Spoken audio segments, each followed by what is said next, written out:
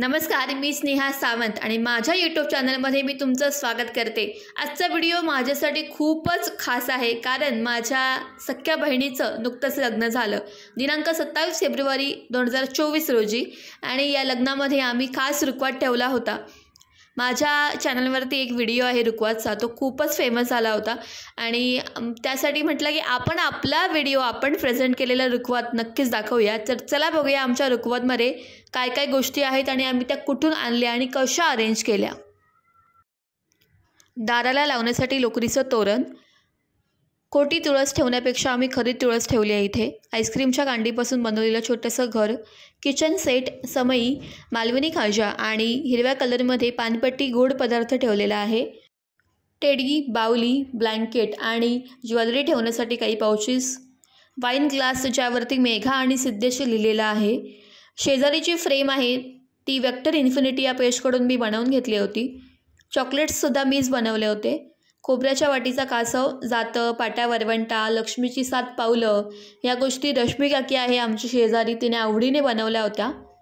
त्यानंतर शेजारी काही गोष्टी आहेत, बांगडीचा चुडा, मंगळसूत्र, माहेरचा निरोप म्हणजे आईचा निरोप, या गोष्टी सगळ्या रुखवतमध्ये असतातच।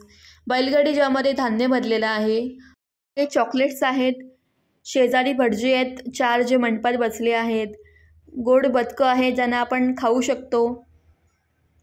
रचना धोत्रे या इंस्टाग्राम पेजने आपल्याला हा बेसन थाळा खास पाठवला होता, त्यांना खूप खूप थँक्यू। हा दिसायला तर सुंदर आहेच पण खायलासुद्धा चविष्ट होता। तुम्हाला तुमच्या रुखवतमध्ये ठेवण्यासाठी किंवा कोणाला गिफ्ट करण्यासाठी हा ऑर्डर करायचा असेल तर तुम्हाला नंबर फ्लॅश होतो आहे 9892421216 यावरती तुम्ही त्यांना कॉन्टॅक्ट करू शकता आणि हा बेसन थाळा मागवू शकता। खरी फळं आम्ही त्या बास्केटमध्ये ठेवली आहेत। मागे आहे डिनर सेट, चकल्या आणि लाडू दिसत आहेत, ते माझ्या सासूबाईंनी खास मेघासाठी बनवले होते। मेघा आणि सिद्धेश यांच्या रिंगचा बॉक्स आहे तो सुद्धा ठेवलेला आहे आम्ही। सुपामध्ये सौभाग्य अलंकार ठेवलेले आहेत। असा हा सुंदर रुखवत।